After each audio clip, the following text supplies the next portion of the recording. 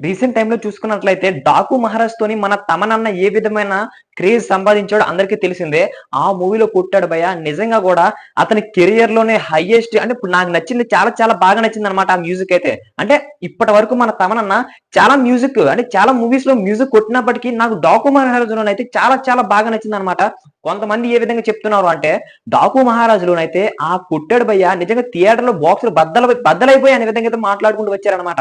So, ఇక music direction కి full stop పెడతాడా అంటే నిజంగా కూడా పెట్టే అవకాశాలైతే చాలా చాలా ఎక్కువగా ఉన్నట్లయితే మనకు తెలుస్తుందన్నమాట.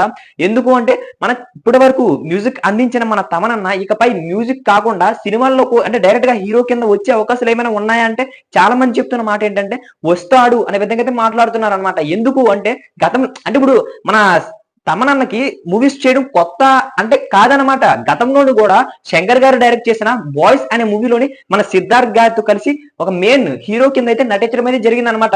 ఆ మూవీస్ లోని ఒక మెయిన్ క్యారెక్టర్ లో నటించడం అయితే జరిగింది. సో మళ్ళీ ఇప్పుడు ఏదో రిపీట్ అవుతుందంటే ఖచ్చితంగా కూడా రిపీట్ అవుతుందనే ప్రతి ఒక్కరు చెప్తున్న మాట అనమాట. సో నిజంగా చెప్పాలంటే మన ఇప్పటి వరకు మ్యూజిక్ డైరెక్టర్ గా సంపాదించిన పేరు మొత్తం అంటే సంపాదించాల్సింది మొత్తం కూడా ఈ మూవీతోనైతే సంపాదించారనమాట. మ్యూజిక్ డైరెక్టర్ గా అతనికి అంటూ ఒక గుర్తింపు వచ్చిన మూవీస్ అంటే 'లెజెండ్', 'అఖండ', దానికి తోడు 'డాకు మహారాజు', 'అల వైకుంఠపురం' ఇలాంటి మంచి మంచి మూవీస్ తోనైతే క్రేజ్ అయితే సంపాదించాడనమాట. సో ఇప్పుడు ఈ క్రేజ్ ని సినిమాల ద్వారా నటిస్తాడు అనే విధంగా అయితే చాలా మంది ఆడియన్స్ చెప్తున్నారు. దానికి తోడు నెటిజన్లు కూడా ఇదే మాట చెప్తూ వస్తున్నారన్నమాట. అంటే మన తెలుగులో చేస్తాడా అంటే తెలుగులో కాదండి భయ్య, తమిళ్‌లో చేస్తాడంట. తమిళ్ మాత్రమే. అంటే కాలీవుడ్ లోని గతంలో నా మూవీ అయితే రావడం అయితే జరిగింది.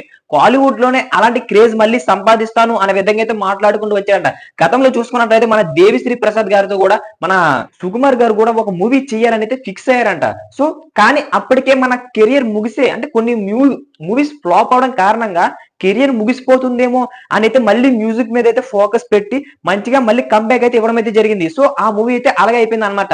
ఇప్పుడు మళ్ళీ తమనన్న ఈ విధమైన రిస్క్ ఎందుకు చేస్తున్నాడు అంటే మనకైతే డౌట్ గా ఉందన్నమాట. మరి తమిళ్ మీడియా ఏ విధంగా చెప్తుంది అంటే తమనన్లోని ఒక విధమైన క్రేజ్ ఉంది. అతను గనుక ఖచ్చితంగా మూవీస్ లోకి వస్తే అతను ఖచ్చితంగా కూడా అంటే మూవీలోని హీరో కింద వస్తే అతనికి అభిమానులు మాత్రం వేరే లెవెల్‌లో చెట్టలు సింపేసుకుంటది.